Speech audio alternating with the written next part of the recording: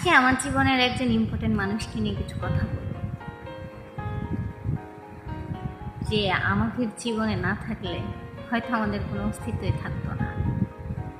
সে আর কেউ না, আমার মা। আমি যখন ক্লাস 7-এ পড়ি, 2012 সাল, আমার বাবা রোড অ্যাক্সিডেন্টে মারা যায়।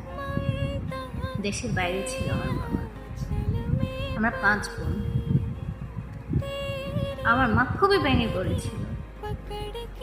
আল্লাহ হয়তো আমার আম্মুকে অনেক শক্তি দিয়েছিল, যার কারণে আজ আমরা এই অবস্থায় আছি, খুবই ভালো আছি।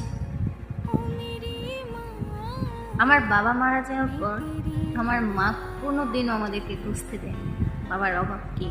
যেটা চেয়েছি আমার মা আমাদেরকে নিজে পড়ুক বা না পড়ুক, নিজে কিছু নিবে না, আমাদের সকল ইচ্ছে পূরণ করেছে আমার মা। একটা সেকেন্ডের জন্য আমার মা আমাদের হাত ছাড়া করেনি। প্রতিটা মুহূর্তে, প্রতিটা সেকেন্ডে আমাদেরকে আঁকড়ে ধরে বেঁচে আছে। এতটা কষ্ট করছে যে এখন অনেক অসুস্থ হয়ে পড়ছে। আমরা বোনেরা এখন অনেক ভালো আছি আল্লাহর রহমতে।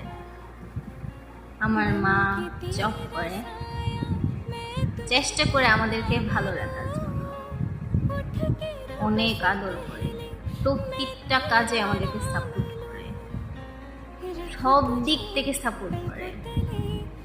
বলতে গেলে আমরা বোনেরা অনেক লাকি এমন একটা মা পেয়ে, যে মা আছে এতটা বছর আমাদের আগলে রেখে গেছে।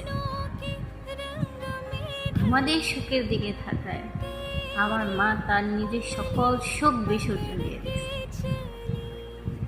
আজ পর্যন্ত মাকে কিছুই দিতে পারেনি, মা শুধু আমাদের জন্য করেই গেছে। জানি না মায়ের জন্য কিছু করতে পারবো কিনা, আশা আছে আল্লাহ যদি কখনো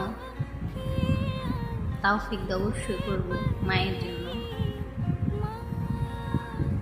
মাকে কখনো বলিনি যে মা তোমাকে অনেক ভালোবাসি, তুমি আমাদের জন্য যেগুলো করছো, আসলে এগুলো বলে বুঝানো। হয়তো আমার মা না থাকলে আজ আমরা অন্য কোথাও ভালোভাবে মানুষ হতে পারতাম না, ভালো